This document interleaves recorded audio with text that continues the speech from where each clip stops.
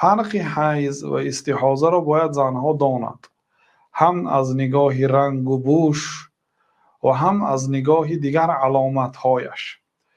مثلا حیض پیش از آمدن و در اثنای آمدنش دردهای مخصوصی دارد. هر یک زن با آن علامها و دردها علامت حیض را می‌بیند. میگوید که فلان موضع من درد دارد، احتمال است که بیماری بی ماهانم نزدیک شده است یا ماهانه میشوم، میداند. استحاضه غیر حیض است. بنابراین وقتی که مبنا که فرق کرد، معنا هم فرق میکند. علما این رو با عباره دیگر زیادت المبنا و زیادت المعنی میگن. زیادت المبنا وقتی که مبنا که تغییر یافت، معنا هم تغییر می‌یابد. استحاضه دیگر کلمه هست، حیض دیگر کلمه هست.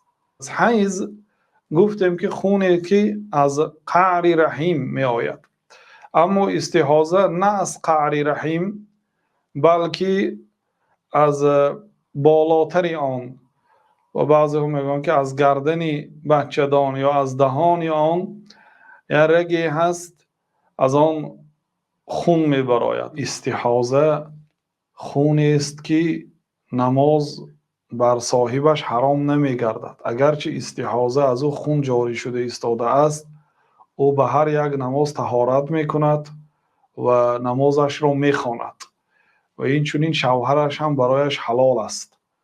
یعنی چون که این خونی طبیعی نیست، این خونی از رگ است و کدام زنی که به این بیماری گرفتار است باید تبابت کند.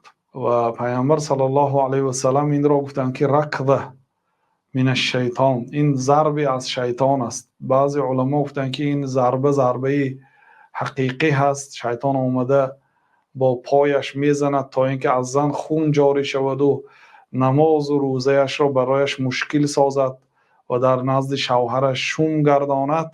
شیطان که دشمنی انسانیت هست و دشمنی برپا شدن عائله ها هست، یعنی در این مسئله ها کوشش میکند و این بیماری هست، باید که تبابت کرد.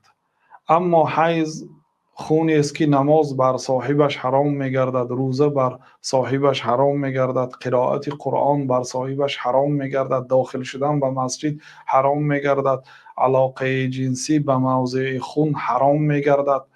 اما استحاضه نه. فقط شخصی که استحاضه میبیند باید به هر یک نماز علاهیده طهارت کند.